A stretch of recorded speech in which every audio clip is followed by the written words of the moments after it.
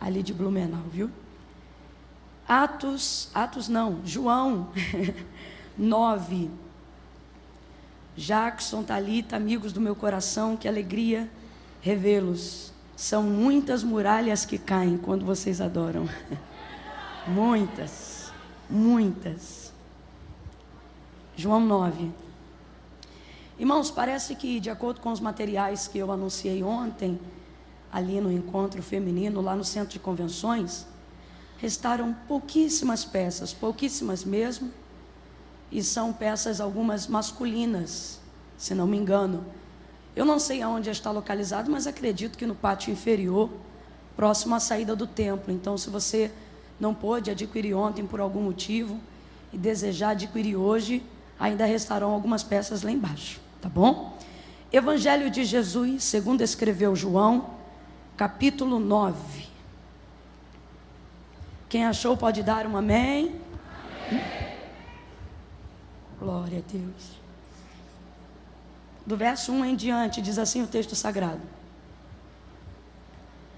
quando Jesus ia passando, viu um homem cego de nascença. E os discípulos de Jesus lhe perguntaram: Rabi, quem pecou?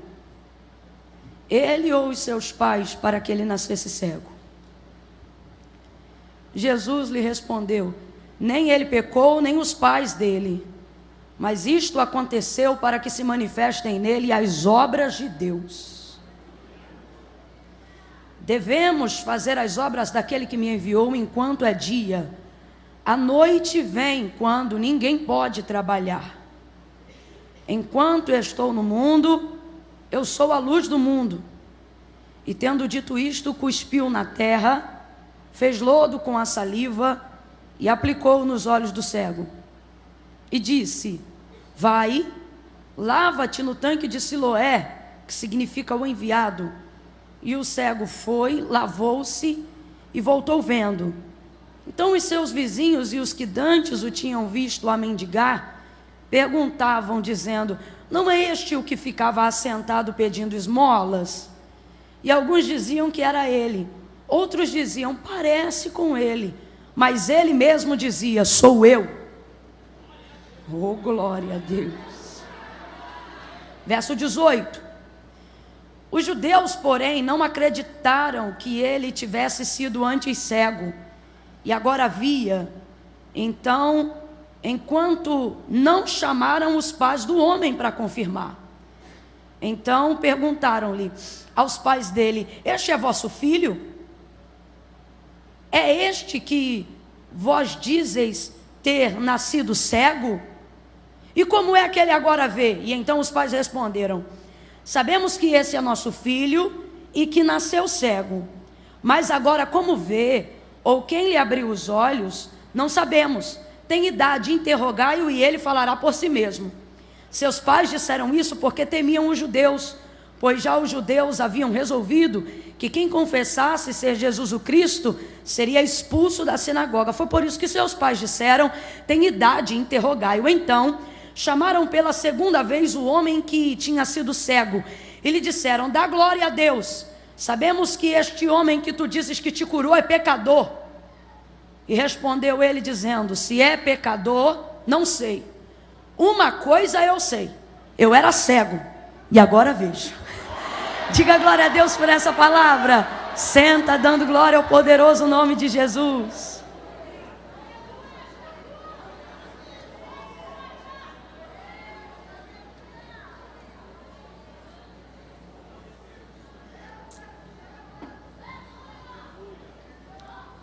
Oh, glória. Glória a Deus. Oh, glória a Jesus.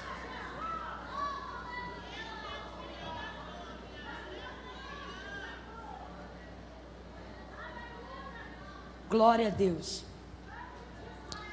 Jesus vai revelar a sua obra, o seu poder de manifestar milagres, anunciando assim, manifestando assim o reino de Deus, o seu reino, através da vida desse homem que o texto vai dizer que é cego E diferente de outros episódios, João vai trazer uma narrativa nesse texto, bem taxativa, vai dizer que ele é cego de nascença. Óbvio que para Jesus não há absolutamente nenhuma diferença entre curar uma enxaqueca e curar uma paralisia cerebral. Não há absolutamente grau de dificuldade que seja medido para Jesus da diferença entre levantar alguém de um coma e levantar um Lázaro que já está sepultado há 4 dias. Nós entendemos isso perfeitamente, amém, igreja? Como disse o profeta Isaías, todas as coisas lhe são possíveis e coisa nenhuma lhe é difícil. Haveria alguma coisa difícil para o Senhor? De modo algum. Para Ele não faz absolutamente a menor diferença no que tange para nós sobre essa questão de grau de dificuldade, mas a verdade é que para nós faz toda a diferença. Faz diferença em como nós reagimos, faz diferença em como nós sentimos, faz diferença em como nós testemunhamos entre um milagre e outro, dado ao grau de dificuldade que aquilo não é para Deus, mas dado ao grau de dificuldade que aquilo é para nós. Eu poderia chegar aqui nessa noite e dizer: olha, irmãos, eu cheguei aqui com uma dor de cabeça muito grande, eu cheguei aqui com muita dor de cabeça, mas enquanto os louvores eram ministrados e a igreja adorava, de repente, imediatamente eu fui curada.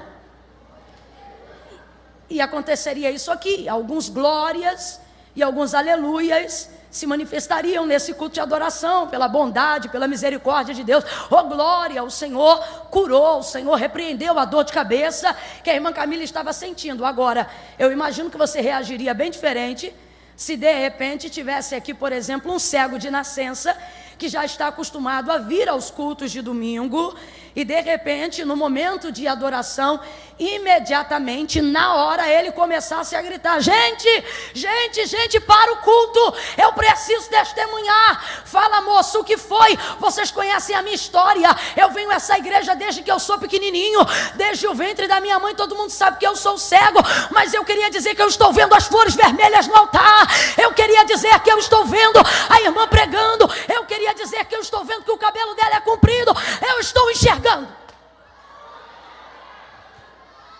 Jesus me curou. E aí, meu irmão, eu queria ver quem é que ia encerrar esse culto, né?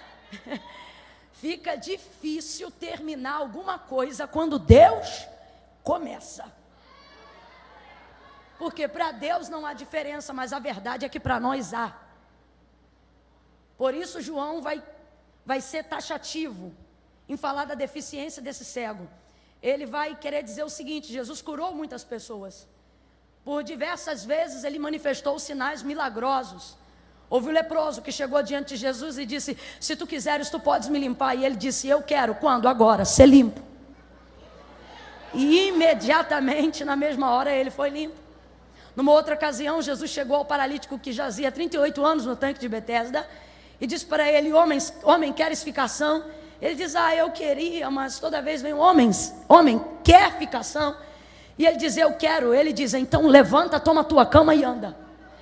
E na hora o homem levantou e andou. Tantas curas, tantos milagres. Pedro recebe Jesus na casa de sua sogra e diz: olha, está acamada, está tão mal, que está na cama.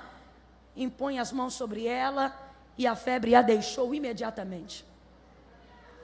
Do outro lado vem Jesus com os seus discípulos, e adiante dele vem um cortejo fúnebre.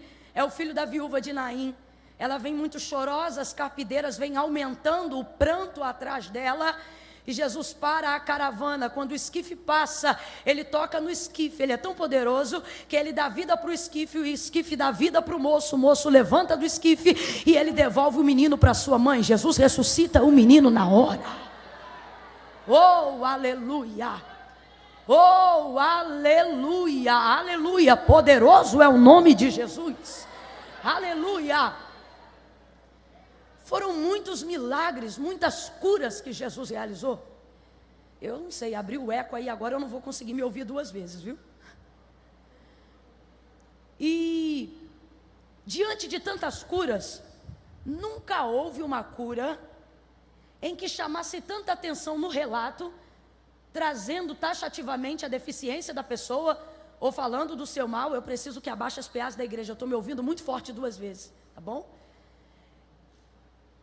Nunca houve tanta expectativa e tanta especulação em torno de uma cura que Jesus acabara de realizar, como a deste cego, relatado no Evangelho de Jesus, segundo escreveu João, no capítulo 9, justamente porque o texto vai dizer que ele era de nascença.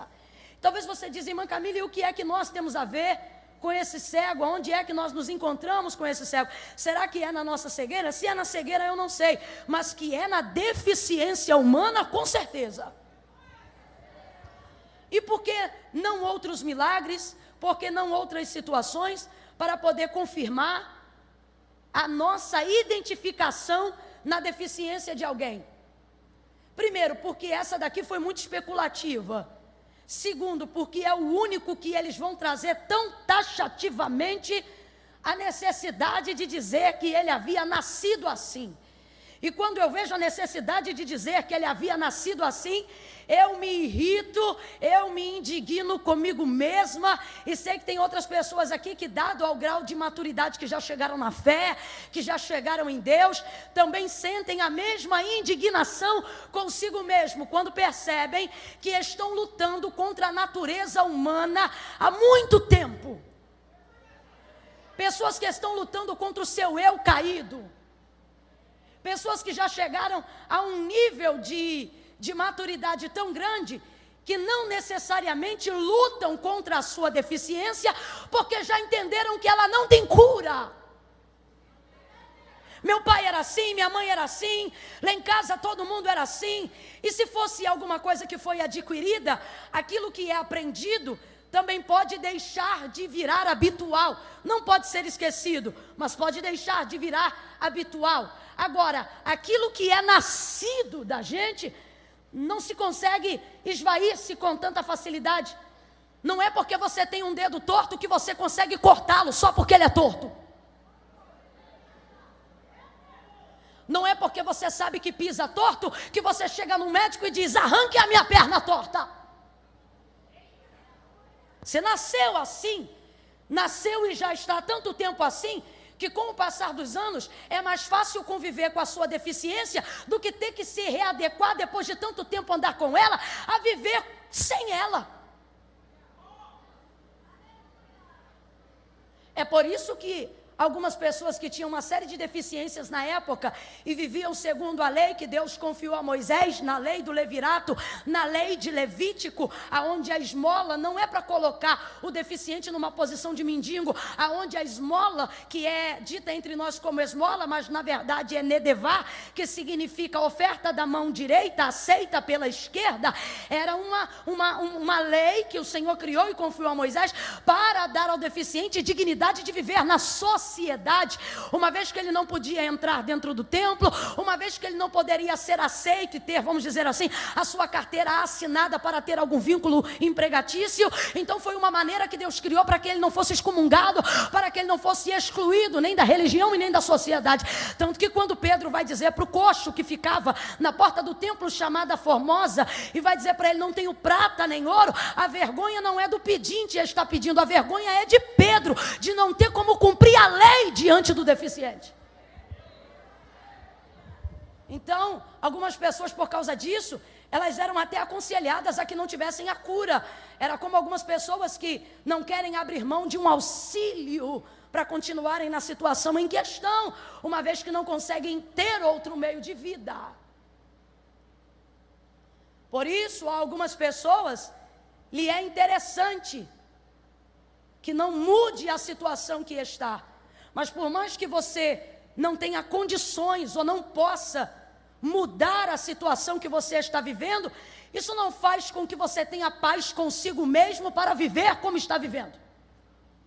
A verdade é que nada do que nós temos que irrita as pessoas, irrita mais a elas do que a nós mesmos.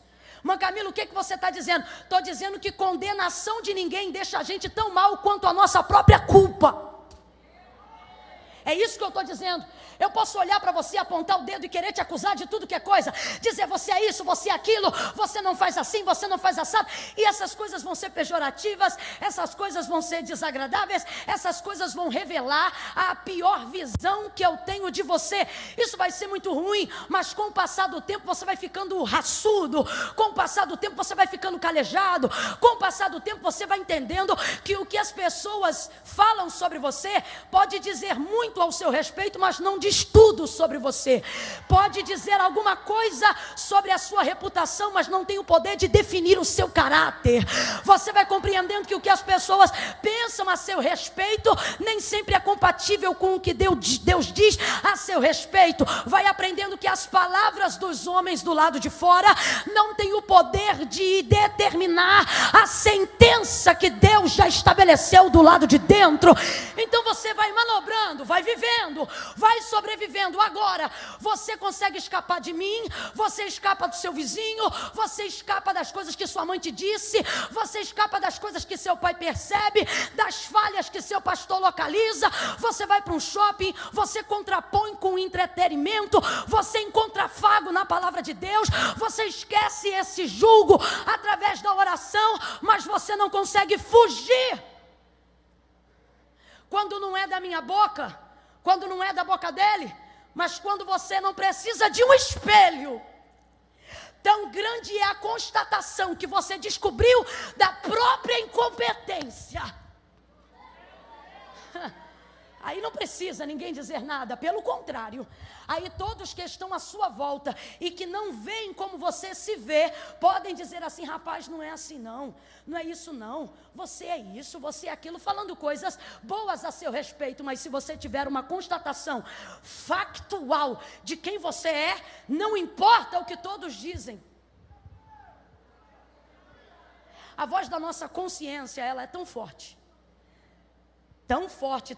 que a gente tem que vigiar para ela não virar o nosso Deus. De tão forte que ela é, de tanto poder que ela tem de nortear a gente. John Piper vai dizer uma coisa que eu nunca mais vou esquecer, e tremi quando li a primeira vez. Ele disse assim: se o Deus que você diz adorar nunca discorda de nada do que você decide fazer, é bem possível que você esteja adorando uma versão idealizada de si mesmo. Mãe Camila, do que você está dizendo? Estou dizendo de uma consciência.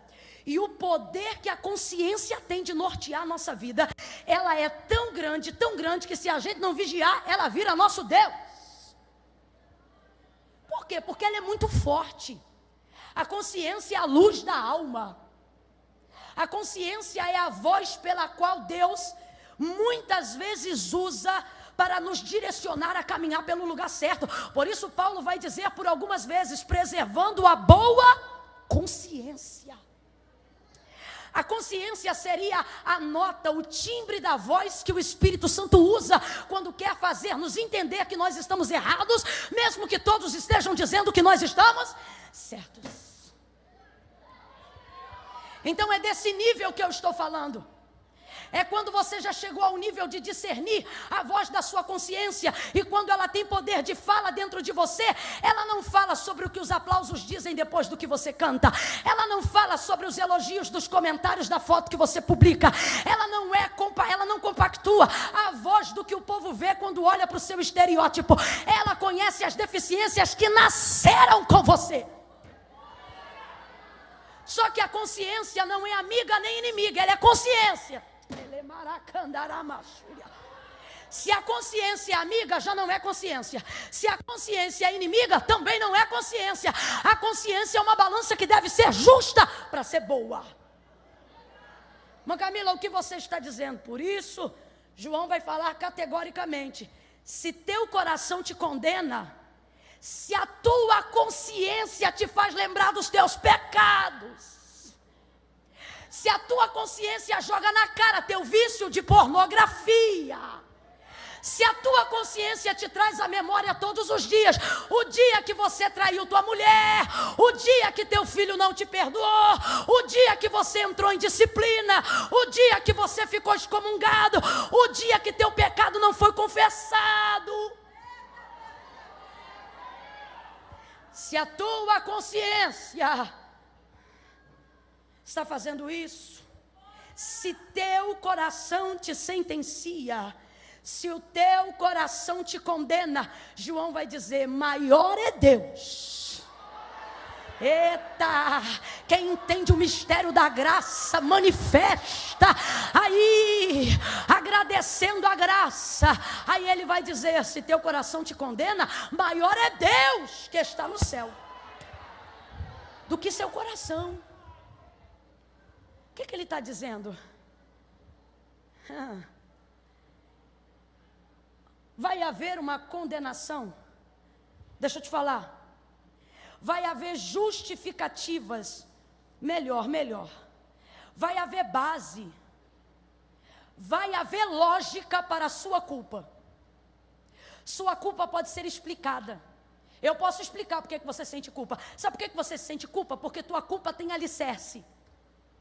Tua culpa tem motivo, então ela é muito bem construída e por isso ela, te arrebenta. Quando eu prego a graça, fica difícil para essa consciência que está vindo, marretada pela culpa, entender que essa graça tem explicação, mas não tem muita lógica. Por quê? Porque você lembra que se sente culpado pelo que você fez. E de repente eu ministro sobre a sua vida a graça. O que é isso? Favor imerecível.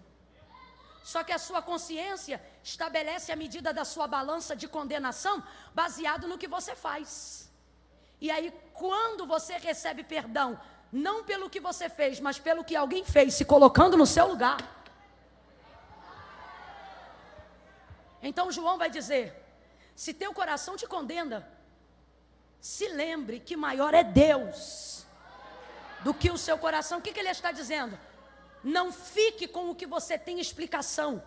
Fique com o que Deus disse. Fique com o que Deus falou.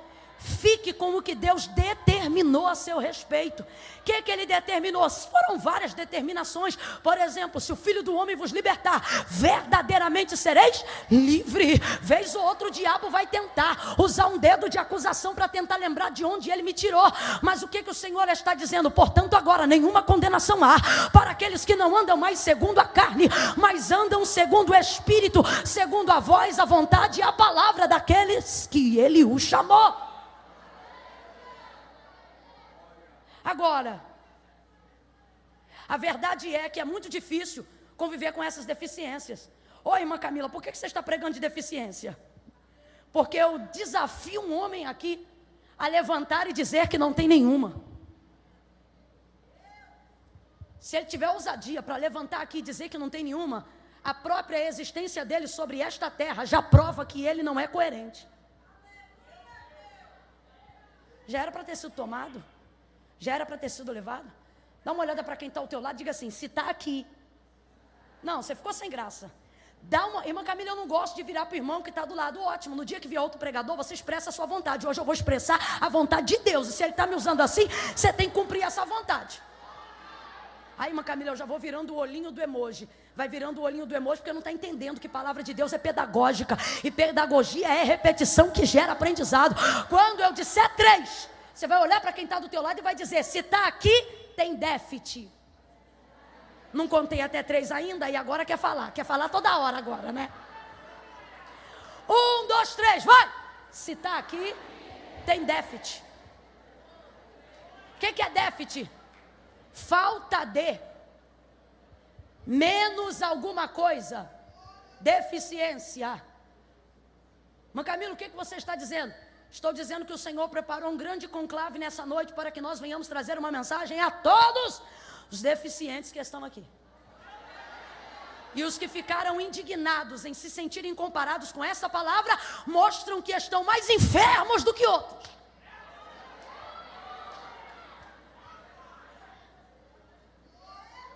E não tem deficiência que indigna maior, que nos indigna mais, do que a que nós chegamos à constatação que não conseguimos mais curar. Davi vai falar algo, Jeremias vai falar a mesma coisa. E ambos vão dizer: em pecado fui gerado, e em pecado me concebeu a minha mãe. Aí eu te pergunto: pode um feto pecar dentro do ventre da mãe? Não. Do que ele está falando? Está falando da sua natureza caída, está falando da sua miserabilidade humana. Do que ele está falando? Ele está falando do que Paulo falou ao escrever Romanos 8, se não me engano. Ele vai dizer o quê? O querer bem está em mim, mas todas as vezes que vou executar o bem que está em mim, de boa consciência, encontro outra lei, isto é, operando nos meus membros, na minha carne. E ela guerreia e milita contra a minha boa consciência. Então, me sinto muito mal, porque o bem que quero fazer não faço, mas o mal que eu não quero, faço. Miserável homem que sou. Paulo está indignado. Mas Camilo, o que você está dizendo? Estou dizendo que nessa noite Deus reuniu os indignados aqui. Aleluia. Oh, aleluia, aleluia, aleluia, aleluia, aleluia. A diferença de Deus, a diferença do Espírito Santo e das pessoas que nos apontam do lado de fora, é que elas olham as nossas deficiências e dizem assim: você é assim, você é assado, e só dizem isso. A diferença de Deus é que Ele diz: você é assim, mas eu sou outra coisa, e em você eu posso ser diferente do que você tem sido até aqui. Aí Ele vai dizer: o bem que quero fazer não faço, mas o mal que eu não quero, esse faço. Miserável homem que sou, quem me livrará do corpo desta morte? Mas o texto não termina com ele falando de morte, o texto termina com ele falando de redenção, porque ele vai falar de Jesus. Aí quando ele diz: quem me livrará do corpo dessa morte, parece até episódio do Chapolin Colorado, quando a pessoa está em perigo e diz assim: e agora? Ah, tá bom que tu não é dessa época. Chapolin, chegava na hora do desafio, a dama ou a criança em perigo, qualquer coisa do tipo, e aí a ordem, né? A palavra que era deixa para a entrada dele era: e agora? Quem poderá me defender? Ou quem poderá nos defender? Parece que Paulo está fazendo isso, mas não é de Chapolin que ele está falando, não. Ele diz assim: quem me livrará do corpo desta morte? Mas graças dou a Jesus Cristo, meu Senhor, nosso Senhor e Salvador. E Ele vai anunciar o arrebatamento, que é quando Ele fala que essa corruptibilidade será vencida, e nós teremos um corpo incorruptível. Mas enquanto isso não acontece, Ele diz: o que eu não posso me desfazer, que é o corpo, eu vou mortificar até que Ele venha. Não vivo mais eu, mas Cristo vive em mim, e a vida que agora vivo na fé do Filho de Deus, vivo na fé daquele que me chamou, indignado com as suas deficiências, indignado com os seus erros, com as suas falhas, mas esperançoso, porque sabe como fazer para conviver com elas, sem nunca ter que conformar-se. Paulo vai chegar ao cabo derradeiro da sua vida, e diante de tantas coisas vitoriosas que marcam o seu currículo, a sua carreira eclesiástica, a sua vida com Deus. Gente, os teólogos vivem divergindo em uma série de coisas acerca dos manuscritos, dos evangelhos e da escritura sagrada, mas tem uma coisa que até os mais divergentes concordam em uma única voz. Eles dizem que se por alguma desgraça ou catástrofe todo o texto e compêndio de informações da palavra se perdesse e só se restassem as cartas paulíneas, elas seriam o suficiente para que todo homem tivesse regra, vida e prática de fé, doutrina e salvação em Jesus Cristo. Um homem que teve revelações da parte de Deus tão grande, tão grande, tão grande, que o texto vai dizer que foi-lhe imposto um espinho na carne, para que não se engrandecesse com as revelações que lhe foram entregues. Este homem, quando vai chegando ao fim da sua carreira, ele vai dizer: combati. Agora, tantas pessoas em estatura, posição, poder, tão menores do que Paulo, se sentem extremamente aptas em poder dizer: eu venci. E não é indigno isso. Em Cristo somos mais do que vencedores. Mas Paulo não vai conseguir finalizar o restante da sua carreira dizendo venci.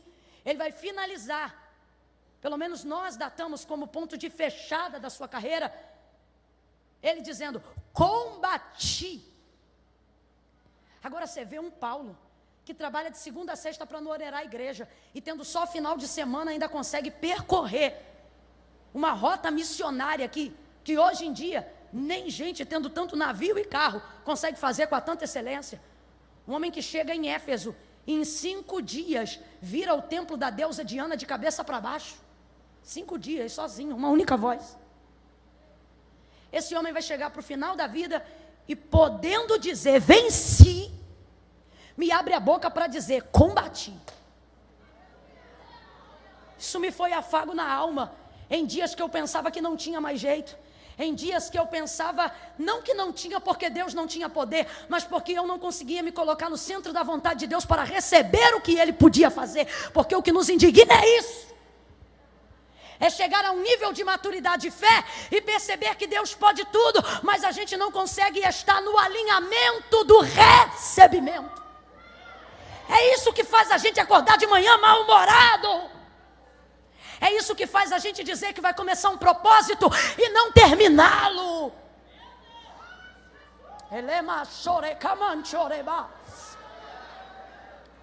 Ele vai dizer combati, e quando ele disse combati, o Espírito de Deus falou comigo: ei, pare de fazer uma oração tão egocentrista. Pare de ser uma arrogante espiritual. E eu disse: Senhor, por quê? Porque eu estou com vontade de dizer que venci antes de morrer. E ele disse: por que você quer dizer venci quando nem aprendeu ainda a combater? E eu disse: mas Senhor, vencer é muito bom, vencer é triunfante. E inclusive isso é tão bom que a gente fica reproduzindo o que a Bíblia não diz sobre a justificativa de que Jesus falou, dizendo: e disse Jesus, no mundo tereis aflições, mas tem de bom ânimo, eu venci o mundo. Vós, aonde que isso está escrito? Está escrito: e disse Jesus, no mundo tereis aflições, mas tem de bom ânimo, eu venci o mundo, ponto. Ele está dizendo, e Paulo vai dizer: se o homem quiser se gloriar em alguma coisa, glorie-se, pois em Deus. Quando alguém dizer você é um derrotado, você diz: mas meu Cristo já venceu, e nele eu também venci. E aí ele vai chegar ao final de sua vida, presta atenção que eu vou voltar para João 9, e ele diz assim: combati o bom combate. O Senhor falou para mim: Camila, a maior vitória, enquanto ela não vem, não é ter a ideia de ficar dizendo eu venci, mas é entender que enquanto você não vence, eu te dou todas as armas. Eu te dou toda a munição. Eu te dou todo o sangue que você precisa. Toda a força que você precisa. Para quê? Para dizer: combati. Combati, o que é isso? É como disse Martin Luther King, é como ele disse: posso não estar onde gostaria, mas também estou feliz porque já não estou onde estive um dia. Combati. Pega na mão de alguém, eu estou sentindo graça de Deus, essa palavra vai levantar mais alguém hoje aqui. Pega na mão de alguém aí com graça, pega na mão dessa pessoa, sacode ela para o alto como quem levanta a mão de um vencedor, e diga para ele ou para ela: combata. A maior vitória não é dizer venci, a maior vitória é poder acordar todos os dias e dizer: vida, pode vir porque eu estou pronta para combater, eu estou pronta para ir para cima, você não me matou.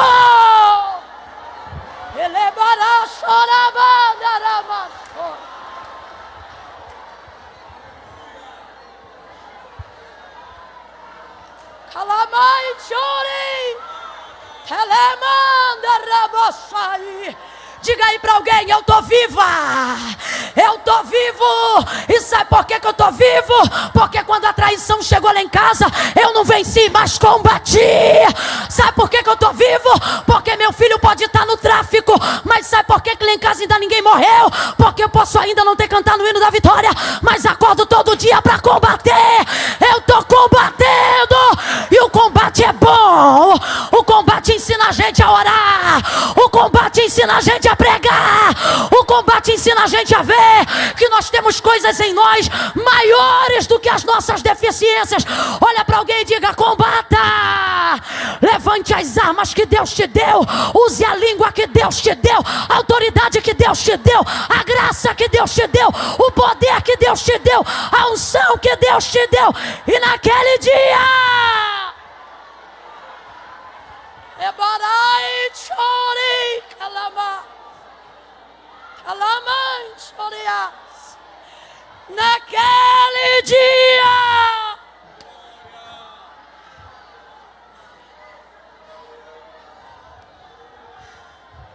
João disse: eu, João, estava em Pátimos, quando o Senhor me arrebatou em espírito. E naquele dia eu vi grandes visões. Ele não só viu, como também ouviu muita coisa. E uma das coisas que ele ouviu, que eu tento me lembrar sempre que posso, foi que ele disse que viu os salvos. E era uma multidão. Ele disse que todos eles estavam vestidos, o exército do céu usava linho fino. E todos eles tinham as suas vestes salpicadas. O sangue do Cordeiro. Aí Jesus olha para eles e diz: vinde benditos de meu Pai.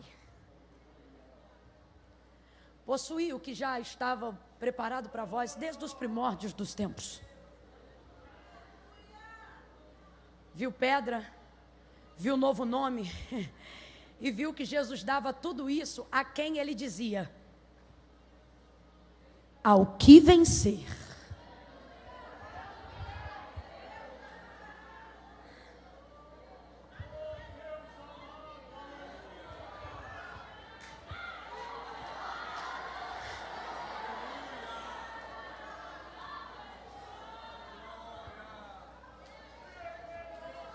O combate se pega para capar, rapaz. Essa coragem que a gente precisa ter para estar nesse cenário chamado vida. Porque não leva mal não, mas é verdade, viver é um ato de coragem. Certo filósofo disse: alguns vivem, outros só existem. Camila, como é que a gente difere um vivo de um existente? Ora, assim como se difere um vivo de um morto. O morto também existe. Sim ou não? Mas não tem movimento. Como é que se difere um morto de um vivo? Pela capacidade de ser útil.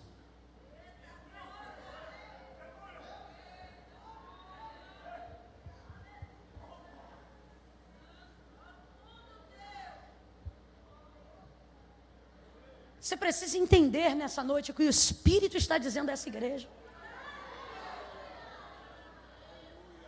E o que ele está dizendo é que as nossas deficiências não são o ponto final da nossa vida.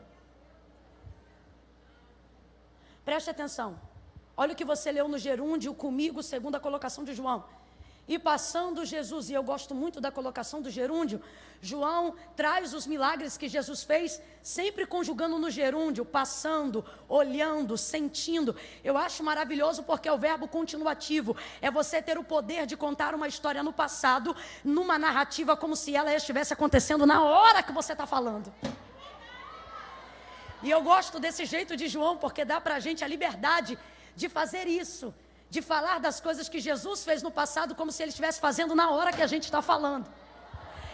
Eu acho isso muito próprio de Jesus, sobretudo porque Tiago disse, ele é o mesmo ontem e será eternamente. Então é muito possivelmente, é muito provável que quando eu digo assim, olha, e quando Jesus ia passando, eu posso estar falando uma coisa que está acontecendo agora. Será que eu posso dizer aqui nessa noite que Jesus está passando? Que Jesus está passando. Quando Jesus ia passando, vírgula, viu um homem, vírgula, cego de nascença. Então os seus discípulos lhe perguntaram: Rabi, mestre, quem pecou, ele ou os seus pais, para que nascesse cego? De repente começam a levantar toda uma especulação ao redor do cego. Rabi, quem pecou, ele ou os pais, para que ele nascesse cego? E aí Jesus vai dizer: nem ele, nem os seus pais, mas isto aconteceu para que se manifeste nele as obras de Deus. Mas perceba uma coisa, é impressionante como nós somos lembrados por aquilo que nós fazemos ou por aquilo que nós temos. Quem está aí, diga amém. Amém. Quem está comigo, diga glória a Deus. Amém. Redobre a sua atenção agora. Esse homem tem uma deficiência assim como todos nós temos, e eu acho que eu já te fiz compreender que você também tem uma. E foi o próprio Jesus que disse que os piores cegos não são os que não têm vista, mas são os que vendo não enxergam. Eu quero que fique claro de que deficiências eu estou falando aqui nessa noite. E é impressionante como na sociedade as pessoas lembram de quem nós somos, julgam quem nós somos, ou baseado no que a gente tem, ou baseado no que a gente faz. Percebam que o tempo todo chamam ele de cego. Provavelmente o homem tem um nome, mas só chamam ele de... Trazem a história de quem ele é baseado no que ele tem.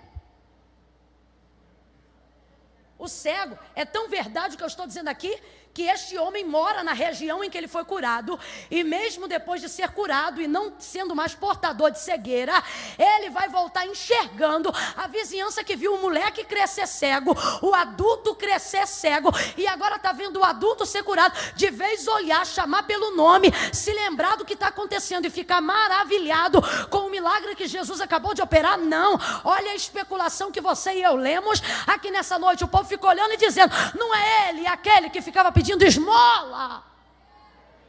Olha isso, os discípulos só falam do que ele tem. Completa para mim. Os discípulos só falam do que ele, e a sociedade só fala do que ele faz. Olha isso, os discípulos só falam do que ele, e a sociedade só fala do que ele. Jesus é o único que não se ocupa em falar do que ele tem, não se ocupa em falar do que ele faz, mas se ocupa em olhar para quem ele é, independente do que ele tem e independente do que ele faz. Jesus é o único dentro da narrativa histórica que vai olhar para ele, e mesmo sabendo que ele tem cegueira, mesmo sabendo que ele pede esmolas, o texto não diz: e passando Jesus viu um cego. Quem viu o cego foi os discípulos. O texto não diz: e passando Jesus viu um esmoleiro. Quem via um esmoleiro eram os vizinhos. O texto diz: e passando Jesus viu um homem. Mas Camila, o texto só está dizendo que é homem porque não era mulher. Não é essa a ideia não. O texto está falando homem, e a linguagem no grego está fazendo alusão à sua humanidade, não à sua sexualidade. Mas Camila, o que você está então dizendo? Eu estou afirmando que Jesus está dizendo que ele não observa alguém baseado no que essa pessoa tem, e também não se ocupa a observação baseado no que essa pessoa faz. Quando Jesus passa e vê alguém, ele olha quem essa pessoa é, independente do que ela tem, independente do que ela faz. É a gente que tem mania de julgar as pessoas pelo que elas têm e julgar as pessoas pelo que elas fazem. Samuel entra na casa de Jessé para ungir Davi, rei de todo Israel, mas o estereótipo de rei que ele tem criado na cabeça é um ruivo, alto, forte, bonito. Então quando ele vai vendo Abinadab, Eliabe e Samar, ele pensa: certamente está diante de mim o ungido do Senhor. Vai tirando o chifre de dentro da sacola, vai abrindo a unção para derramar em um deles, e a voz do Senhor brada dizendo: Samuel, não te atentes para a aparência, porque o homem olha a aparência, mas o Senhor prova os corações. O que ele está dizendo?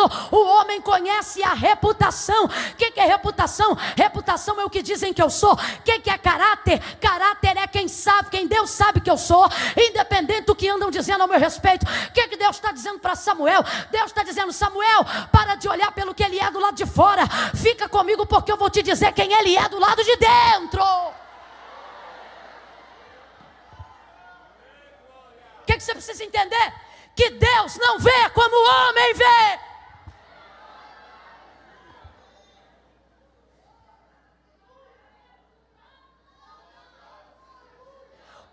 o que você faz te impede de ser quem você quer ser. Para o homem, as deficiências que você tem te impedirão de viver o que Deus tem para você. As condenações externas, os julgamentos externos vão frear o seu lado de dentro. O que você pensa de si mesmo vai bloquear seu polo criativo, vai bloquear a explosão da sua potencialidade. Então Deus te trouxe hoje aqui para te dizer: ei! A opinião das pessoas a seu respeito não mudam o que eu sei sobre você. Vou dizer mais. Deus está dizendo: o que você pensa sobre si mesmo não muda o que eu determinei sobre você. Mãe Camila, o que você está dizendo? Vou falar na primeira pessoa. Jesus me trouxe aqui para poder dizer: diga para ele, diga para ela, que eu sei dele, sei dela, coisas que ele só vai descobrir de si mesmo daqui a 10 anos. E é por causa disso que eu já estou determinando a seguridade do futuro dele agora, independente de como ele está, independente do que ele tem feito, independente do que ele tem vivido.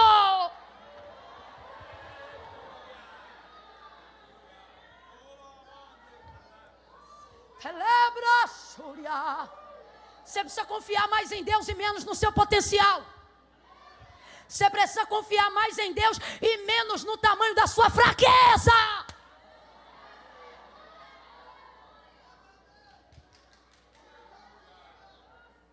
Não é o que ele faz, não é o que ele tem. Todos veem um cego, outros veem um esmoleiro. Jesus passa pela mesma pessoa e vê o que ninguém vê.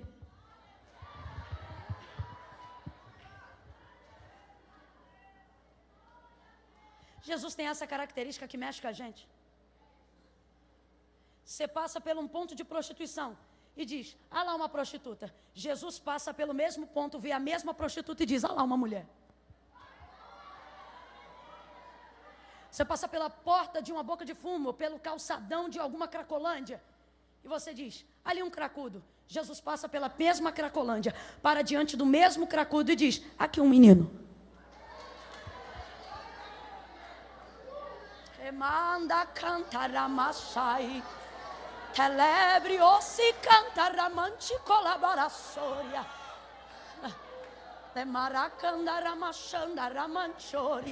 Jesus não só consegue distinguir a capacidade atual do indivíduo, como determina uma capacidade futura sobre o indivíduo atual. Jesus não só tem a capacidade de passar, por exemplo, por uma mulher adúltera, e você dizer assim: ah lá a mulher, ah lá uma adúltera. Jesus, além de passar por ela e não dizer ah lá uma adúltera e dizer ah lá uma mulher, ainda tem capacidade de olhar para a mesma mulher, atualmente, apenas uma mulher, e determinar sobre o futuro dela algo independente da sua atualidade. Jesus para no poço, conversa com uma que já teve 5 e o 6º não é dela. Os discípulos param no mesmo poço, olham para a mesma mulher e ficam assim: hã? O que ele está conversando com essa samaritana? Ele não só vê uma mulher, como vê uma adoradora. Engraçado como é que Jesus faz tudo no mesmo dia. Restaura a dignidade quando chama de mulher. Restaura-lhe a capacidade quando lhe chama de adoradora. E lhe dá um ofício quando dá a ela condições de voltar pelo mesmo caminho que veio. Pregando e dizendo: vinde e contemplai, se não é este o Messias, o Filho de Deus, que está comigo no poço. No mesmo dia ele perdoa, no mesmo dia ele levanta, no mesmo dia ele comissiona.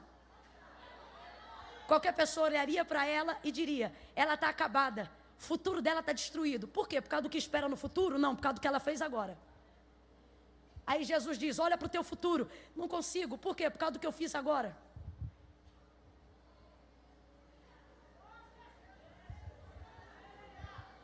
Todos olham e dizem: é um cego, é um adúltero, é um torto, é um deficiente, é um déficit, é um alienado, é um isso, é um aquilo. Jesus passa pela mesma pessoa, muda o diagnóstico atual e ainda determina um futuro.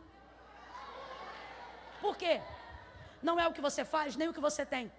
Se a lógica aqui é ministrar a graça, não é baseado em quem eu sou, é baseado em quem Ele é antes de eu ser quem sou. Falamos ontem à noite sobre Jeremias, quando ele ouviu tudo que Deus tinha para o futuro dele, e ele disse, eu não posso, eu sou uma criança. Como é que Deus responde ele? Antes que te formasse no ventre, sabe o que ele está dizendo? Não tem como você correr agora, porque eu não te garanti baseado no seu nascimento. O que é isso? É a gente entender isso aqui, ó. Deus não permitiu a nossa vida para a gente correr atrás de um propósito, não é assim. Deus, quando idealizou a nossa vida, precisamos entender que a nossa vida só foi idealizada porque antes da nossa vida Deus tinha um propósito. Deus não pensou em mim quando me fez nascer. O que você está dizendo, irmã? Estou dizendo que Deus pensou em um propósito para a terra. Vamos teatralizar que é para todo mundo entender, até as criancinhas. Vamos supor que tem uma mesa no céu e é dia de reunião na convenção celestial. É engraçada a reunião que Deus faz, porque é só para dizer que Ele vai fazer, que não tem voto, não tem conselho. E Ele diz assim, olha, vou fazer ali uma coisa entre a década de 80 e os anos 2000. Aí, vamos lá, precisamos de 1000 levitas. 1000 crentes, queremos aí, ver aí uma dupla que vai cantar Derruba a Muralha. Grita Israel, que eu gostei dessa música. Bota aí, eu quero um homem e uma mulher cantando. Vamos ver então, um nome. Jackson, tá bom? Tá bom, Jackson tá bom. Thalita, tá bom? Faz os dois se encontrar e casar. Então tá bom. Calma que já tem crente murmurando, dizendo, olha lá, tá querendo pregar predestinação, não me irrita não, hein? Não, isso aqui é soberania. É aí uma pregadora. Eu quero alguém que de vez em quando irrite de tanto gritar. Bota aí então. Tá. O pai dela vai dizer que o nome dela é Rafael, porque quando ela vier, não vai ter ultrassonografia. A mãe dela vai dizer, tá bom, pode ser Rafael, mas bota aí, o nome dela vai ser Camila. Tá bom. Então tá bom. E vai determinando. Agora veja, não determina nome, não determina nascimento, não determina massa informe no ventre de mãe antes de estabelecer propósito. Por que muitas pessoas vivem a vida sem descobrir o propósito? Porque elas querem descobrir que foram feitas, que nasceram para atender alguma coisa que agrade a elas. No dia que elas entenderem que nasceram para fazer alguma coisa que agrade a Deus, tudo que elas fizerem vai dar certo. Tudo que elas fizerem vai dar certo. Porque você não foi criado para cumprir sua vontade, você foi criado para atender um propósito. Mãe Camila, o que você está dizendo? Estou dizendo que toda permissão de vida nascida viveu para atender um propósito de quem? De quem? Quem tem poder de estabelecer propósitos futuros? Propósitos eternos? Propósitos maiores que nós? Porque as pessoas passam a vida inteira vagueando e não acham propósito para a sua vida. Psicólogos já determinaram por que as pessoas buscam o caminho do suicídio. Porque querem morrer? Não. Porque querem terminar o sofrimento. Sofrimento de quê? De não conseguirem descobrir para que nasceram. Mas Camila, o que você está dizendo?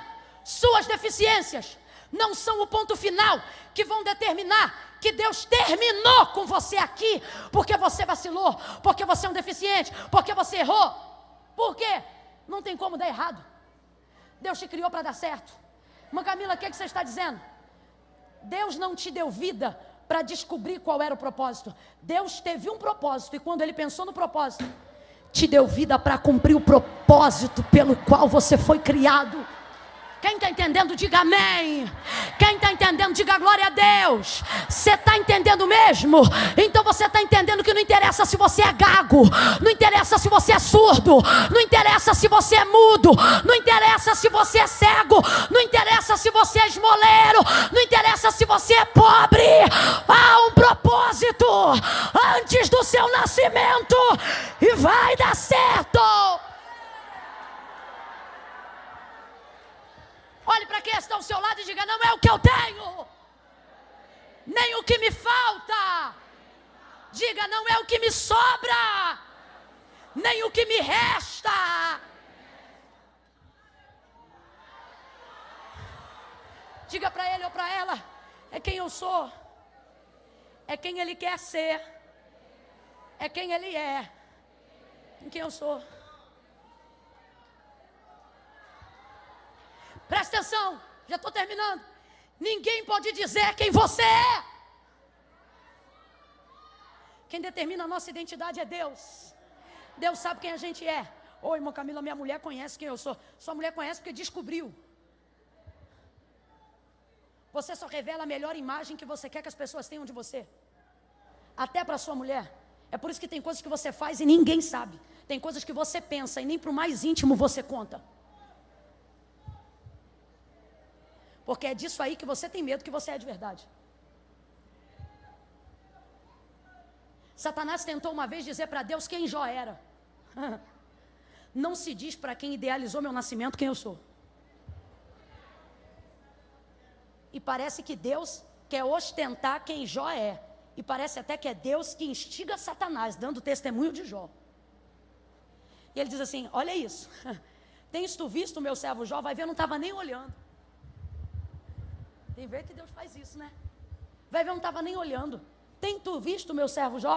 Não há nesta terra homem. Jó é rico, Jó é filósofo, Jó é poeta, Jó é generoso. Nossa, tantos atributos, mas Deus não, ao dar testemunho de Jó, não fala de nada do que ele faz, não fala de nada do que ele tem, diferente dos homens. Jó vai dizer que quando chega na cidade, senta na cadeira, cada um segura a ponta da cadeira, levanta para o alto e ovaciona características do que Jó faz ou do que Jó tem. Jó, o homem dos 1000 camelos, Jó, o homem dos vários banquetes, Jó, o filósofo, Jó, o poeta. Aí Deus vai dar testemunho de Jó a Satanás e não fala nada do que ele tem, não fala do que ele faz, mas usa 4 características para falar de quem ele é. Tens tu visto na terra meu servo Jó? Não há nesta terra homem reto, íntegro, temente, sincero e desviado do mal como meu servo Jó. Satanás, mas também tu serve a ele de balde? O que o diabo está dizendo? Ele é porque ele tem. Mas também, tendo o que ele tem, como é que ele não vai ser quem ele é? Deixa eu tocar no que ele tem, para tu ver quem ele é. É mais ou menos isso. E Deus responde mais ou menos assim: toca no que ele tem, para tu ver quem ele é.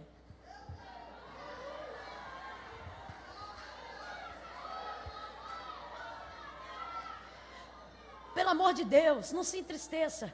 Deus só está permitindo que algumas coisas sejam tocadas para você revelar o melhor de você. Ele vai lá e toca em tudo que ele tem. Satanás vai falar no primeiro capítulo do livro de Jó e depois não fala mais. Por quê? Nunca antes na história, depois da ressurreição de Cristo, ele foi tão envergonhado como naquele dia. Porque Jó vai fazer uma coisa que eu nunca tinha visto ninguém fazer na história. Ele vai adorar e ele vai dizer: Deus me deu e Deus tomou. Na verdade Deus deu, mas quem tomou foi o diabo, com permissão de Deus, mas quem tomou foi o diabo. O texto é claro em dizer que o inimigo vai, derruba a casa, sopra vento, lança fogo, mata filho, uma desgraça terrível. Então ele poderia ter dito: Deus me deu e o diabo tomou, mas bendito seja o nome do Senhor, e continuaria sendo um adorador. Quem está entendendo, diga amém. Mas não, ele vai fazer o inimigo passar uma vergonha que nunca antes eu tinha visto na terra. Ele diz assim: Deus me deu, e Satanás está ao derredor da cerca que Deus criou para proteger Jó, e está ali querendo receber a glória que lhe é devida. Vai lá, Deus te deu, mas eu te rebentei. Vai lá, fala: Deus te deu, mas eu te acabei. Eu destruí. Vai, fala aí, Deus te ajudou, mas eu te desgracei. Aí ele diz, raspando com cacos de telha em meio à dor: Deus me deu, Deus tomou. Como assim Deus tomou?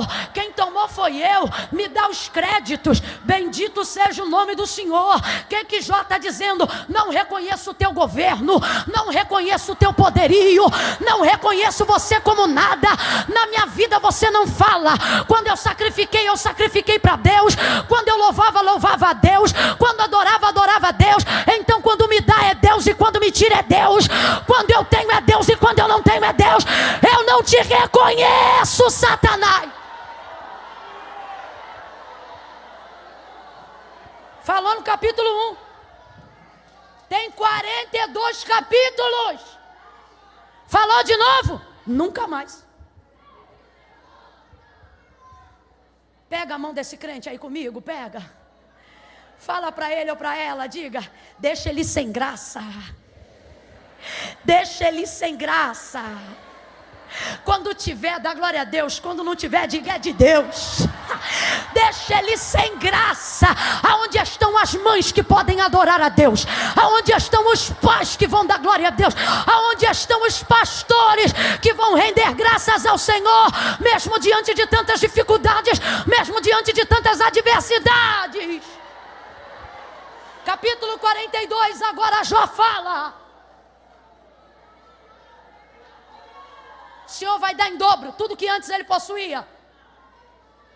Por quê? Porque quem ele é não está baseado no que ele tem. E quando quem você é não está baseado no que você tem, você não depende de ter para ser quem é. Isso é muito bom, porque todo mundo que espera ter para fazer, espera ter para ser, nunca é nada. Porque você não pode esperar ter para fazer, você tem que fazer com o que tem. E não pode esperar ter para ser, você tem que ser mesmo não tendo. Quando você consegue isso, aí Deus traz em dobro para Jó. Por quê? É Deus respondendo a Satanás, porque ele não pode mais falar, mas ainda pode ouvir. O que é que Deus está querendo dizer quando dá em dobro a Jó tudo que antes ele possuía? O que ele está dizendo é isso aqui, ó. Isso aqui é para que você saiba que ele não é por causa do que ele tem, mas ele tem por causa de quem ele é. Deficiências não são o ponto que determinam aonde Deus para na minha vida. Deficiências são o ponto que determinam aonde Deus começa a trabalhar. Presta atenção, porque se de tudo que eu falei nessa 1h15 você não ouviu, guarde isso no seu coração. Suas deficiências, suas falhas, suas guerras, suas batalhas mentais não são o ponto aonde Deus para. São o ponto aonde Deus decide começar a trabalhar. Por isso Paulo vai entender, diante do seu espinho na carne, não era ali que a obra parava, era ali que o poder de Deus se manifestava. Não é a sua força, é a sua fraqueza. Mas Camila, vigia. Será que você não está impulsionando as nossas fraquezas? Não, não sou eu que impulsiono as suas fraquezas. São as tuas fraquezas que te impulsionam para o seu Deus. O homem era cego, mas Jesus não vê um cego, Jesus vê um homem. E como ele nasceu não determina como ele vai morrer.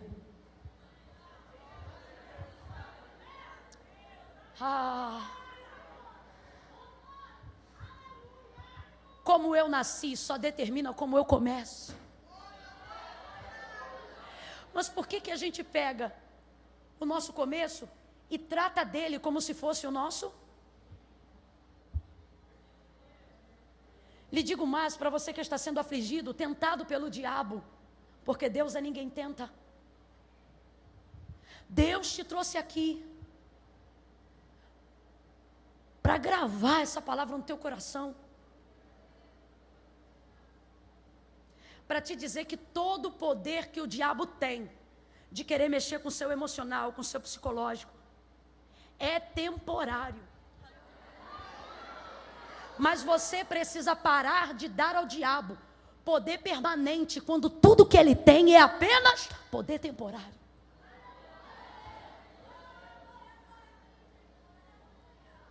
A mãe da cananeia diz, diante da miséria, da deficiência, da luta que ela tem em casa: filho de Davi, tem misericórdia de mim, que minha filha está. Advérbio de tempo, caráter temporal, falamos sobre isso ontem. Tudo que está não é permanente, é passageiro. Minha filha está miseravelmente endemoniada. Jesus vai libertar aquela menina por causa da mãe dela. Mas aquela mãe não vai buscar pelos demônios. Aquela mãe vai buscar pela filha. O que ela está dizendo? Independente de como ela está, eu vim buscar por quem ela está endemoniada. Isso é temporário. Ela é minha filha, isso é permanente. Endemoniada ou não ela é. Cachaceira ou não ela é. Viciada ou não ela é. Perturbada ou não ela é. O que ela está dizendo? Jesus, não me interessa como ela está, eu vim buscar por quem ela. Aquela mãe entendeu que todo o poder que o diabo tinha na casa dela era temporário, era, abre a boca para aprender, era, mas o que Deus tinha para fazer era permanente. Está entendendo o que é que Deus está dizendo? Não importa como você começa, as suas deficiências não dizem como você acaba, elas só têm o poder de determinar como você inicia. Rabi, foi ele ou foi os pais? Isso não é pergunta, isso é julgamento. Por que estão julgando o cego? Porque na verdade a indignação deles não é estudar a vida do cego. O incomum para eles é o que Jesus viu na vida do cego. Por que quando curou o leproso não perguntou nada? Por que quando curou os paralíticos não falou nada? Por que quando tocou e curou todos aqueles que Jesus curava, nunca fizeram tese da vida do cego? Ou dos deficientes? Por que acerca desse eles vão fazer? Por quê? Porque na verdade todos que eram curados iam atrás de Jesus. Esse é Jesus que está indo atrás dele. Detalhe, Jesus parou quando viu ele. Isso aqui me lembra João 15, não fostes vós, fui eu. Eu que vos escolhi, fui eu que te olhei, foi eu. Irmã Camila.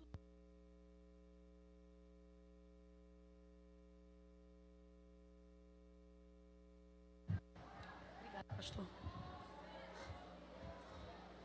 Passou, viu, gostou e ficou. Gostou do quê? De um cego? Não, de um homem. E por que eles especulam? E tem gente aqui que não está conseguindo mais dormir de tanta especulação. Tem pizza na mesa, na hora do jantar, mas eles preferem comer o seu nome.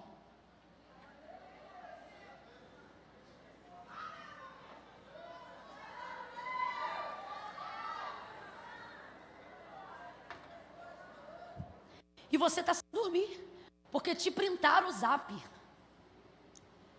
Te disseram o que foi falado, o que foi visto, e você diz, não é brincadeira não. Quando eu estava largado pedindo esmola, ninguém queria saber de nada. É só lembrar da nossa vida pregressa. Quando a gente está no baile arrebentado, entornando a amarela, ninguém quer saber com que dinheiro você paga. É tu botar uma Bíblia debaixo do braço, das 5h30, 6h30, chegar na igreja, os outros já querem saber se é casado, se não é casado, se está mesmo crente, se não está crente, se o dinheiro que está botando no combustível do carro é dinheiro de igreja, é dinheiro seu, é do trabalho, se o carro é com teu dinheiro, se não é, se é emprestado, se é do vizinho, e de repente o teu nome vira especulação, e os outros querem saber por que é você que está pregando, por que é o outro que está cantando, por que quem está dirigindo ela não é você, por que quem está coordenando é ele, não é você, por que é o nome dele que está na lista e não é o seu, e isso vai perturbando a nossa mente, e vai tirando o nosso sono, e você entrou aqui perturbado, porque foi Jesus te olhar, e teu nome virou alvo da especulação teológica, alvo da reunião, alvo da convenção, alvo do congresso, alvo disso, alvo daquilo, e você diz, meu Deus, por quê? É porque eu sou cego? Você pensa, deve ser, é porque eu sou deficiente, é porque eu sou falho, é porque eu sou negro demais, é porque eu sou branco de menos, é porque eu tenho muito dinheiro, é porque eu não tenho dinheiro nenhum.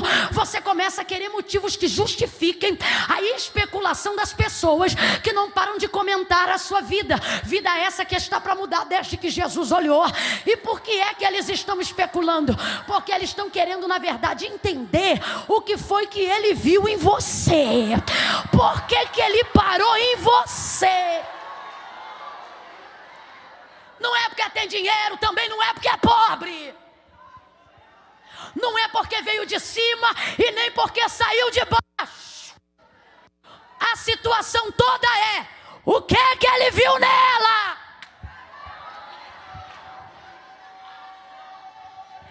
Alama Oh, Jesus está curando as emoções de alguém agora.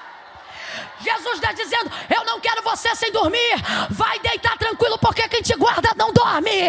Vai dormir em paz, porque eu estou guardando a tua moral, eu estou guardando a tua honra. E para! Dá uma ordem expressa de Deus aí a alguém do seu lado e diga: para! Não, isso não é ordem expressa, isso parece uma murmuração. Olhe para quem está ao seu lado e diga: para! De ficar se justificando para as pessoas. Pare de ficar se explicando para quem não vai entender, mesmo que você desenhe.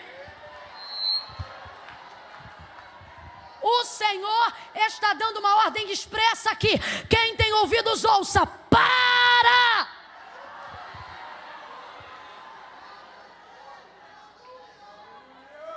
Por que você vai parar? Porque você não pode tentar responder o que nem você sabe explicar.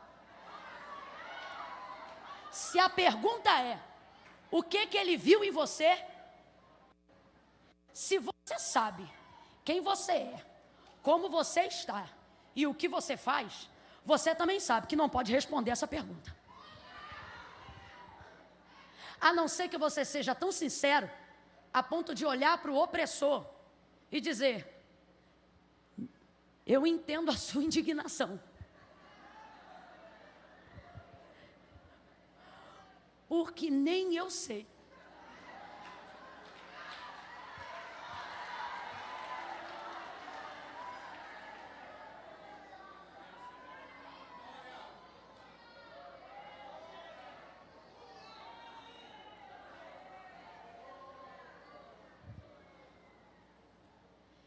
Jesus vai vir por um caminho desconhecido.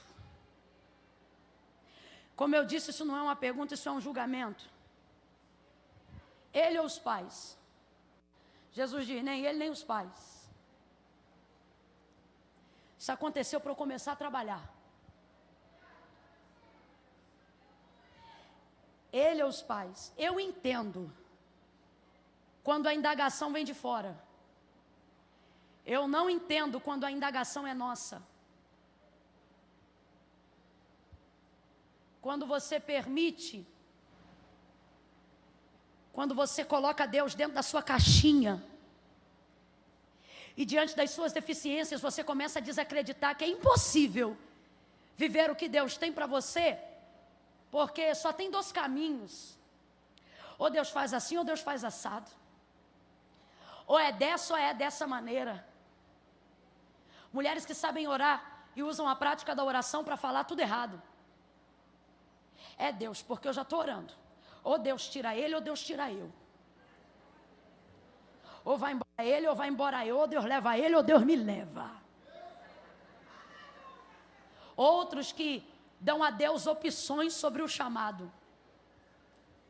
É Deus, porque ou eu largo o trabalho, ou eu vivo o chamado. Ou eu vivo o chamado, ou eu largo o trabalho. Mais legal ainda são os mais jovens, os adolescentes dessa geração, que vez ou outra oram e dizem: Senhor, eu larguei tudo para te servir. A primeira coisa que eu já me pergunto é: tudo o quê? Mas amém, é o seu tudo. Às vezes alguns aparecem, dizem: irmã, eu larguei tudo para viver o chamado. Eu larguei estudo, eu larguei o quê? Larguei, irmão, eu parei na 5ª série. Eu disse tudo isso porque Deus te pediu, não foi? Foi, eu digo, mentiroso. Irmão, se você é o mais novo de seus irmãos, extrema pobreza, tinha que escolher entre trabalhar e sustentar a família, aí é outra história, não tem nem por que justificar disso aqui. Vivemos essa realidade brasileira. Agora, minha geração, com tanta opção de estudo, dizer que largou porque Deus pediu, não.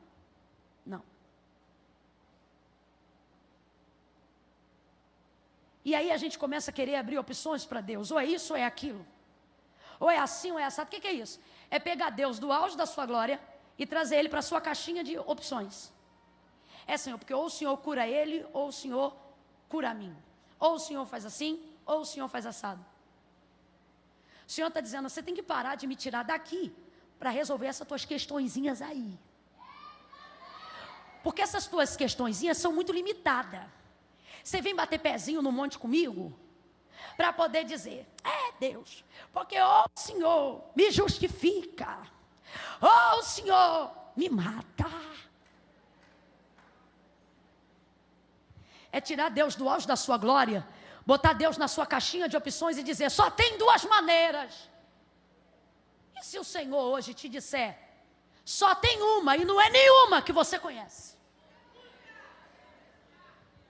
E se eu te disser que nessa noite, o milagre que Deus vai fazer, vai vir encaminhado, encomendado por uma surpresa? Aí eu vou profetizar de novo, porque teve gente que teve fé para receber. E se eu te disser que o milagre que Deus vai fazer na sua vida será encaminhado por uma surpresa? Efeito surpresa. Quem aqui já teve uma festa surpresa? Levanta a mão. Aí é muito legal. Aí a luz fica apagada, a gente chega em casa achando que todo mundo esqueceu, e daqui a pouco alguém acende a luz, a gente toma um susto e a multidão grita dentro de casa: surpresa! E a gente quase morre do coração. Jesus está dizendo: não vai morrer não, mas que vai levar um susto, vai. Eu vou entrar por um caminho que você não espera. Jesus olha para os discípulos e diz: nem ele, nem os pais. Se fosse prova de múltipla escolha, teria assim: opção A, ele; opção B, os pais dele; opção C, nenhuma das alternativas acima. Jesus diria: marque a C. Por quê? Porque não sou eu que vou vir para cá. É ela que vai sair daqui e vai começar a entrar na minha atmosfera, no meu campo. Eu provo o que eu estou dizendo. Evangelho de Jesus segundo escreveu João capítulo 4. Jesus está falando com a samaritana. Ela quer se arrepender e quer pedir perdão, mas não sabe como. Aí Jesus senta junto à fonte, chama a mulher, fala da água. Ela fala que não quer da água, ele conversa com ela. Aí daqui a pouco ele diz: então tá bom, eu vou te dar a água da vida. Aí ele diz: então chama teu marido. Ela diz: eu não tenho marido.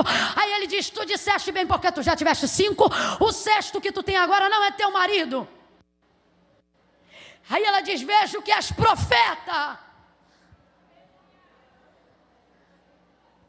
Olha que mulher sábia.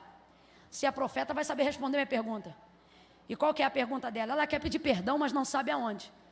Ela diz assim: parece que está fugindo da conversa, né? Aonde é que se deve adorar? No templo ou no monte? Ela não está fugindo da conversa. Agora que o pecado foi confessado, ela quer saber aonde leva a oferta para a expiação do pecado confessado. Então o que ela está dizendo é, nas entrelinhas: aonde eu levo oferta para a expiação desse pecado que eu acabei de confessar? No templo ou no monte? Aí Jesus: nenhuma das opções acima. Olha como ela é limitada. Eu peço perdão no templo ou no monte? Olha como é que a limitação dela encarcera a vida dela. Isso, pastor Josué. Jesus vai querer dizer o seguinte: pegou para você, né, minha filha? Porque no templo você não entra, e no monte Deus não recebe.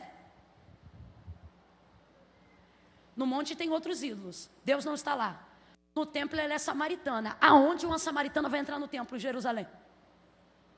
No templo você não entra, no monte Deus não recebe. É você dizendo: ou tu faz assim ou tu faz assado. Aí Deus não faz assim nem assado, você diz: acabou. Deus diz: acabou para você, começou para mim.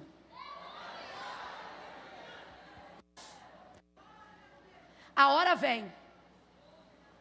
O que ele está dizendo? Tu vai ser perdoado agora. Em que os verdadeiros adoradores aqui são pecadores arrependidos. Ele está dizendo: eu aceito a tua oferta. Já que liberaram as crianças, papai e mamãe segura as crianças, tá bom? Para a gente terminar bonito, igual a gente começou. Porque melhor é o fim das coisas do que o início delas. Vai ver as tia que não aguenta ficar depois de 9h15. Falou: dá essas crianças para os pais dela, que o plantão já estourou. Ele é o sacerdote, ele é a oferta, ele tem o sangue. Ele perdoa ela na hora. Irmã Camila, o que você está dizendo? Você está achando que Deus vai vir por um caminho que você espera. Mas Deus me trouxe hoje aqui para te dizer: eu virei por um caminho que você não imagina. Jesus joga lama nos olhos do cego, suja os olhos do cego, e sai o cego tateando, procurando o tanque de Siloé. Vai e lava-te. Aí eu te pergunto, quem curou ele? Jesus ou a água do tanque de Siloé? Quem curou ele? Jesus ou a água do tanque de Siloé? Amém. Então Jesus curou quando jogou a lama, sim ou não? Sim ou não? E disse: lava-te. Então ele está curado desde a hora que Jesus o tocou, sim ou não? Sim ou não? Só que como Jesus o curou com lama, mesmo estando curado, ele não sabe que está. Já está curado, mas não sabe. Já está enxergando, mas não pode ver, porque seus olhos têm. Vai tateando para o Siloé. Às vezes a gente está curado e ainda não sabe. Mas mesmo sem saber, se alguém olhasse ele na rua, indo para o tanque de Siloé, era possível que alguém dissesse: ô cego, está sujo. Eu imagino ele respondendo: fique tranquilo, porque quem jogou a lama também me disse onde lava. Quem jogou a lama também me disse onde cura. Irmã Camila, o que você está dizendo? Estou dizendo que aquele que começou a boa obra é fiel para aperfeiçoar. Jesus não te chamou para te deixar no meio do caminho. Jesus te chamou e vai concluir a boa obra que ele começou. Ainda está difícil, ainda está sujo, ainda está doendo, mas já está no caminho do milagre, já está no caminho da evidência, já está no caminho certo. Olha para quem está do teu lado e diga: estou sujo, mas estou no caminho. Estou com lama, mas estou no caminho. A cura vai ser completa nessa noite. A obra vai ser completa nessa noite. Quem acredita fica de pé num salto de glória. Aleluia! Aleluia!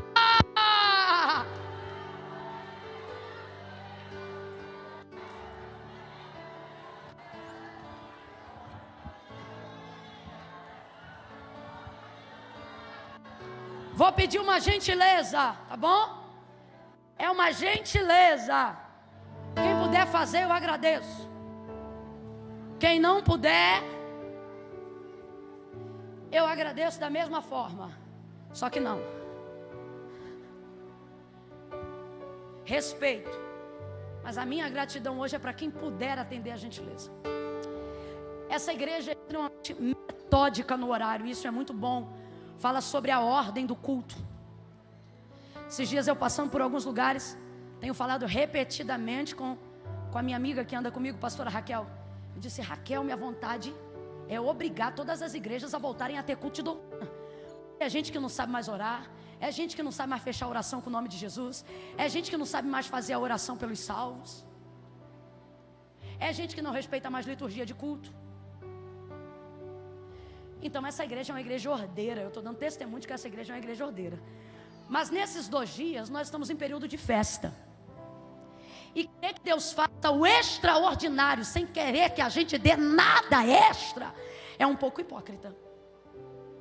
Irmã Camila, o que você está querendo dizer?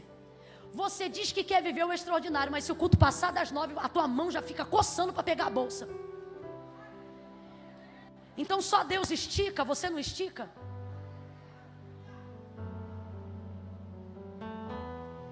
Ah, irmã, mas Deus não dorme. E quem te dá sono? Você está chamando o quê? Deus de desocupado? Vou te falar uma coisa sobre Deus que talvez ninguém nunca te falou. Fez lua, descansou. Estrela, descansou. Fez sol e terra, descansou. Fez animarias do campo, descansou. Fez todas as ervas e animais selváticos do campo, descansou. Criou tudo e ao término de todas as coisas que Ele criou, Ele fez o homem, nunca mais descansou. Jesus vai dizer: vou para o meu Pai, porque Ele trabalha até agora. Isaías disse: porque desde a antiguidade com o ouvido não se ouviu, nem com o olho se viu, um Deus que trabalha. Aí porque tu acorda 4 horas da manhã, tu acha que está trabalhando mais do que o dono do universo. Culto aqui acaba todo domingo 9. É 9 que acaba todo domingo? 9, no máximo 9h30. Aí no dia que estica um pouquinho a mão já coça. Eu vou fazer o convite daqui a pouco. Se você sentir, vem também. Tá? Se sentir que, irmã, estou congregando há muito tempo, sentir uma frieza, acho que eu vou ir no altar renovar os votos, vem também. Fica à vontade. Que nem eu estou tão à vontade que estou falando essas coisas aqui. Mas é porque é necessário. Então presta atenção, você ficou aí de pé. Irmã Camila, eu preciso ir embora agora. Eu não posso ficar nem mais um minuto. Pega a sua bolsa de fininho, sai pelo corredor da lateral, libera o centro e vai na paz. Porque ninguém aqui vai te constranger a ficar mais do que você deseja. Não é do que você pode, é do que você deseja ficar. Ninguém pode fazer isso, menos eu. Eu menos ainda. Jesus trouxe uma palavra um dia que não curou enfermo nenhum. Pregou uma cajadada, meu irmão. O texto diz que a multidão, ó. Só que Jesus é diferente de uns dirigentes de culto que a gente conhece, que fica assim: espera aí que daqui a pouco fulano vai cantar, de Deus vai descer, hein? Calma aí que daqui a pouco a gente vai fazer uma oração de poder, não vai embora não. Isso é coisa nossa, rapaz. Jesus é terrível. Jesus vira só para os 12, os únicos que sobraram, e diz assim: e vocês não querem ir também não? Aí Pedro está iluminado nesse dia e diz: para quem iremos nós, se só tu tens palavra de vida eterna? Aleluia. Por que a gente está aqui agora? Porque a palavra de Deus está aqui agora. E não tem lugar para ir quando a palavra de Deus está em movimento, a não ser a minha vida. Eu quero ser alcançado pela palavra. Há uma grande obra que o nosso Pai que está no céu está fazendo aqui e agora. Que obra é essa? Ele vai curar aqui deficiências em áreas que não podem ser vistas, mas que são reais. Irmã Camila, como é que eu sei que Ele vai fazer essa obra em mim? Porque Ele sabe que você é a pessoa que vai dar testemunho do que Ele fez. O cego vai lá, se lava no tanque de Siloé, e o que você acha que é a primeira coisa que o cego vê depois que ele se lava? Eu ouso dizer que ele vê ele mesmo. Sabe por quê? Porque tem um espelho, chamamos de espelho d'água. O buraco no tanque cria esse efeito. Então ele está percebendo que conforme as águas vão parando de se mover, elas começam a refletir qualquer coisa que esteja sob efeito da luz solar. Alguém que nunca se viu na vida, agora vai poder se enxergar. Engana-se quem pensa que ele quer ver alguém. Quando você é curado, quando você é liberto, você entende que a lama que foi colocada em você não é para reparar o defeito do outro, mas é para começar a ver os seus. A gente é tão vaidoso que mal termina de se arrumar em casa, se passar no shopping, tiver um espelho, a gente já faz assim e continua de novo, porque a gente não quer ver ninguém mais do que quer ver nós mesmos. Você tira foto com 10 pessoas, aí alguém tirou com uma câmera que não é sua, você diz: deixa eu ver. Você olha para as 10, você só quer saber como você ficou na foto. O homem foi curado, e eu imagino que a primeira coisa que ele quis ver, pastor Moisés, foi ele mesmo. Por quê? Porque não tem cura, não tem nível de santificação que nos eleve a tal ponto de querer usar o que Deus nos deu para acusar os outros. O que Deus nos dá é para derrubar os outros, é para levantar a gente, para que a gente tenha condições de levantar outros. Sai o homem dali enxergando, diga glória a Deus. Aí o homem dali enxergando, diga glória a Deus. E dizem: é o esmoleiro, eu acho que é o cego. E ele diz: sou eu. A gente tem vergonha quando alguém lembra do nosso passado, né? Mas ele entende que a vergonha do passado dele é a glória do Senhor. Sou eu mesmo. Mas vem cá, não é aquela ali que fazia ponto? Sou eu mesmo, missionária para a glória de Deus. Rapaz, aquele ali não era o dono da boca? Sou eu mesmo, mas agora essa boca só dá glória a Deus e aleluia, sou eu. Mas não era aquela ali que arriava despacho na casa da... Mas sou eu, mas agora eu só desfaço as obras do diabo na autoridade do nome de Jesus. Sou eu.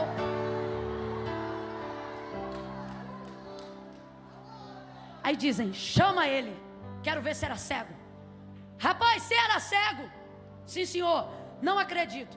Quem não acredita no que Deus faz, desfaz o que a gente diz que Deus fez. Você diz assim, ó: eu era maluco, Deus me curou. Quem crê em Deus diz glória a Deus. Quem não crê disso não era doido, não.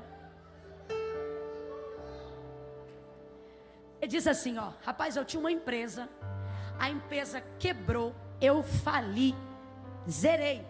Só que o cara vê um Rolex no pulso do outro. Diz: rapaz, tu acha que quem tem um Rolex hoje já foi pobre um dia? Só nunca foi pobre desse jeito, não. Quem não crê no que Deus faz hoje, para não dar glória a Deus, desfaz do lugar que a gente diz que estava. Ele não era cego. Não, chama o pai e a mãe que eu quero ver se era cego mesmo. Pai, mãe, ele era cego? Ele era cego, sim senhor. E como é que ele foi curado? Aí ele é adulto, você pergunta para ele. Chama ele de novo. Chamaram o homem segunda vez. Chamaram para dar testemunho. Olha para cá. Chamaram para dar? Chamaram para dar? Está na hora de você começar a abrir essa boquinha santa e começar a falar das coisas que Jesus fez quando te encontrou cego, pobre, miserável, largado no caminho. Chama ele segunda vez. E chamaram ele. Aí começa a entender por que Jesus escolheu ele. Fala aí de novo, como é que você foi curado? Aí ele diz assim: de novo, vocês querem ser discípulo dele? Eles diziam assim: nós não, nós somos discípulos de Moisés. Ele diz assim: já falei, o homem chamado Jesus jogou lama, eu joguei água e vi. Sabe o que ele está dizendo? Ele começou e eu terminei. Ele abriu o texto e eu encerrei.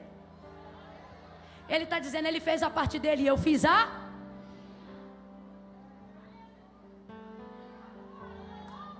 Eles dizem assim: dá glória a Deus, quem te curou foi Deus. Porque esse homem que tu está dizendo que te curou, você é pecador. Resposta final dele: se é pecador ou não, não sei. Isso aqui, como diria a minha avó, é um tapa com luva de pelica. Sabe o que ele está dizendo? Ele está dizendo assim: quem fala do que não sabe é vocês, eu só falo do que eu sei. Eu só falo do que eu vivi. Esse povo que mete malho em crente, mete malho em pastor, mete malho em culto, eles falam do que ouve, fala do que fulano disse. A gente fala do que a gente vive, a gente fala do que a gente ouve de perto, a gente fala da experiência que a gente teve. E Jesus trouxe alguém aqui para dizer: conta da tua experiência.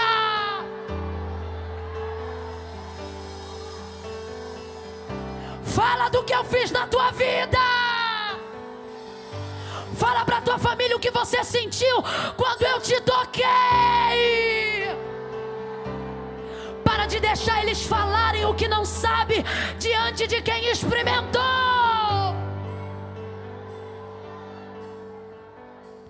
Por que você está deixando quem não sabe falar?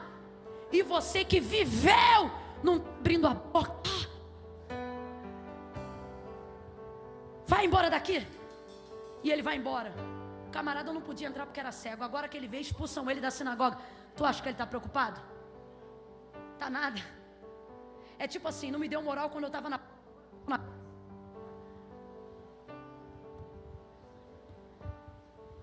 Sai. Tem gente aqui que vai ser expulso depois de uma experiência. E você vai pensar assim: perdi um lugar. E Deus te trouxe aqui para te dizer, não, é porque você não se encaixa mais lá. Por Deus do céu, diante do seu altar, eu fecho aqui. O homem sai expulso da sinagoga. Do lado de fora tem um homem, é Jesus, mas ele não sabe. Por que ele não sabe? Porque quando Jesus o encontrou, ele era, e quando Jesus o curou, jogou lama. Então ele já estava vendo, mas não podia enxergar. Jesus está do lado de fora, é Jesus, mas ele não sabe que é Jesus. Olha isso, gente. Sai o cego expulso da sinagoga. Está diante daquele que é a porta. Para de ficar triste porque portas se fecham depois que você é curado. Para de ficar triste que algumas portas, alguns convites para o Natal esse ano não vai chegar depois da experiência. Mas não tem problema, Jesus está dizendo, as portas que se fecham atrás de você não se comparam à porta pela qual você está prestes a atravessar. Ele para do outro lado, Jesus está na porta, olha para ele, e esse Jesus é terrível. E trata ele como se não conhecesse. E diz assim, homem. Irmão, esse Jesus, olha, eu vou te falar, ele não é gente não. Homem, tu crê que o homem que te curou é o Filho do Deus vivo? Aí outro, que também quer ter certeza. Porque o texto diz que ele era cego, não diz que ele era surdo. Jesus falou perto dele, vai, lava-te no tanque de Siloé. Então ele ouve bem, e quem tem uma deficiência numa área, fica melhor na outra. Só que ele quer ter certeza. Aí ele diz assim, como crerei se não sei quem é? Aí Jesus diz para ele, sou eu. Aí ele diz, creio. Creio por quê? Porque tu está dizendo que é Jesus? Não. Eu creio em você agora, por causa do que eu vivi antes, quando eu não te via. Qualquer um poderia chegar e dizer, eu sou Jesus. Isso faria ele crer? Não. Ele não está dizendo, creio porque você está falando que é você. Ele está dizendo, creio por causa do que eu vivi antes com você. Creio por causa da lama. Creio por causa do tanque. Creio porque eu era cego e agora te vejo. Por isso creio. Não creio por causa do teu nome. Creio por causa do que tu fez. Então por isso eu respeito o teu nome. Mas Camila, o que você está dizendo? Tem cego hoje aqui que já conhece Jesus, só que quando foi tocado, curado, era cego e não pode ver.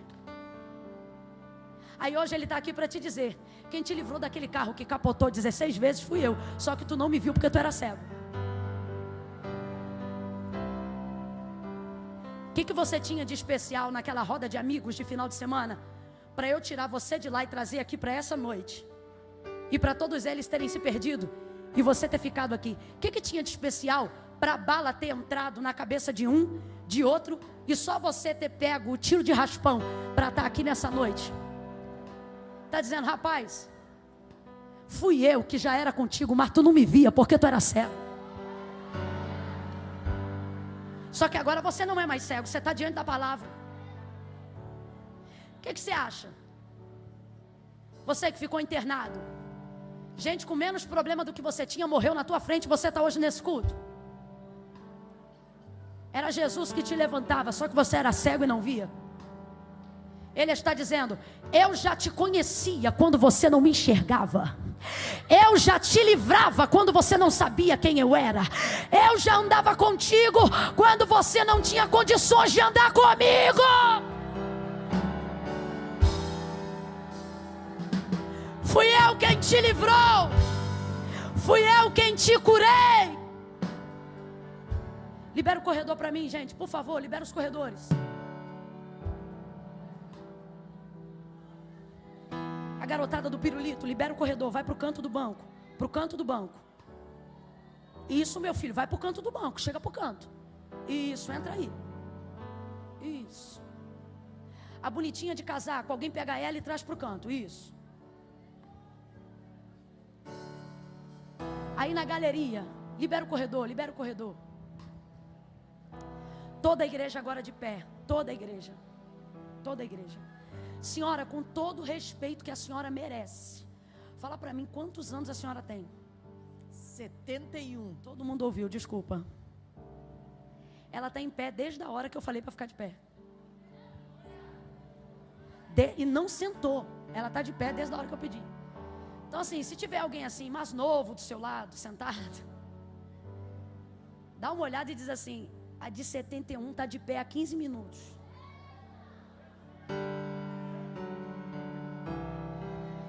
Mãe Camila, você está confrontando a gente aqui, eu não posso fazer isso, é na tua casa. Mas aqui é o lugar da gente consertar, irmão. É o lugar da gente ficar indignado com a gente. Aleluia. Vou contar de 1 a 3. Ah, ela está dizendo que tinha um câncer. Ela está dizendo que tem, e eu estou dizendo que tinha. Já operou 5 vezes.